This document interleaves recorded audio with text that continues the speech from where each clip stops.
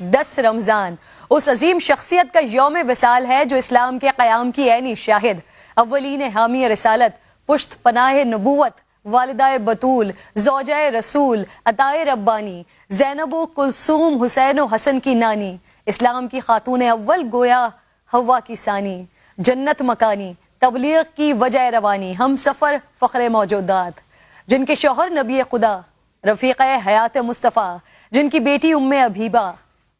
داماد شیر خدا، توقیر چوکھٹے سردار الانبیاء،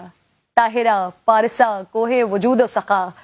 منبع پارسائی و تقوی، ناصرہ محسنہ خاتون حجاز، عقیلہ قریش، محسنہ اسلام، ملکۃ العرب، خدیجۃ الکبریٰ رضی اللہ تعالی عنہا، جن پر آسمان سے سلام اترا، بغیر کسی توقف کے ایمان لانے والی، راہ تبلیغ میں ساتھ بٹھانے والی، محبوب خدا کی دل جوئی کرنے والی، مصطفیٰ کے زخموں کی شاہد،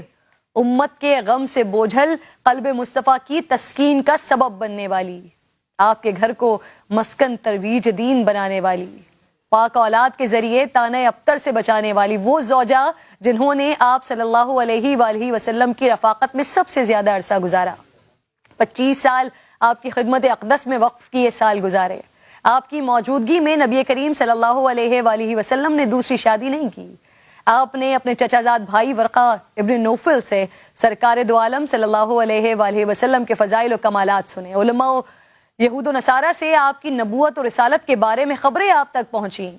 اور پھر آپ کے قلب مبارک میں عشق مصطفیٰ صلی اللہ علیہ وآلہ وسلم کی جو تپش پیدا ہو چکی تھی، سفر تجارت میں اپنے غلام کے ذریعے حضور کے اخلاق حمیدہ اور معجزات کو سن کر ان میں مزید اضافہ ہوتا گیا، آپ فراق رسول میں آنسو بہاتی، بے قرار رہتی، عشق ایمان بن گیا، اور پھر اسی تڑپ نے آپ کو شریک حیات سردار الانبیاء بنا دیا، قریش کے ان اشراف زادوں سے شادی کی درخواست مسترد کی اور خود عقد کا پیغام بھجوا کر کائنات کی ہر عورت کو پیغام دیا کہ رشتہ ازدواج کے لیے وہ کتنی با اختیار ہیں اور اس کا انتخاب بھی کتنا بلند ہونا چاہیے۔ دور جاہلیت اور عرب کے داغدار سماج میں بھی جناب خدیجہ اپنی عفت اور پاکیزگی کی وجہ سے طاہرہ کے لقب سے پکاری جاتی تھی۔ ان کے والد قریش کے کامیاب تاجر تھے، انہیں اپنے والد کی مہارتیں ایک ایسے وقت میں وراثت میں ملی جہاں معاشرہ مردانہ غلبے والا اور خطرناک تھا، ایسے ماحول میں انہوں نے اپنی دولت، اعلیٰ کردار اور حسن اخلاق کی وجہ سے نام کمایا۔ سیرت خدیجہ ہمیں سبق دیتی ہے کہ کامیابی دھوکہ دہی اور بے ایمانی کے بغیر بھی حاصل کی جا سکتی ہے۔ دوسرا سبق جو خاص طور پر خواتین کے لیے ہے کہ خوفزدہ کرنے والے عوامل کی پرواہ نہ کرتے ہوئے مقام و مرتبہ کیسے پایا جاتا ہے۔ شادی سے پہلے اماں خدیجہ بہت بڑے کاروبار کی مالک تھیں، آپ کی عظیم کاروان تجارت میں 80,000 سے زائد اونٹ تھے، سونے سے لدی ہوئی سواریاں تھیں، اور پھر یہی عرب کی ملکہ جب عقد مصطفیٰ میں آئی تو اپنے آپ کو اسلام کی کنیز بنا دیا، اپنا سارا مال، اپنی ساری دولت پیغمبر کے قدموں میں نچھاور کر دی، خود سخت تنگ دستی کی زندگی بسر کی، یہاں تک کہ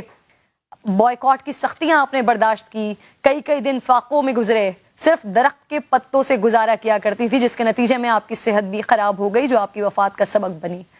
اماں خدیجہ وہ کہ جن کے لیے حضور اکرم صلی اللہ تعالیٰ علیہ وآلہ وسلم نے فرمایا اللہ تعالیٰ نے مجھے اس سے بہتر بدل عطا نہیں فرمایا، وہ مجھ پر اس وقت ایمان لائیں جب لوگ میرا انکار کر رہے تھے۔ اماں خدیجہ رضی اللہ تعالیٰ عنہ نہ صرف دین اسلام کی خواتین کے لیے بلکہ دنیا کی خواتین کے لیے رول ماڈل ہیں۔ اللہ رب ذوالجلال ہمیں صحابہ کرام اور اہل بیت و اطہار کے نقش قدم پر چلنے کی توفیق عطا فرمائے۔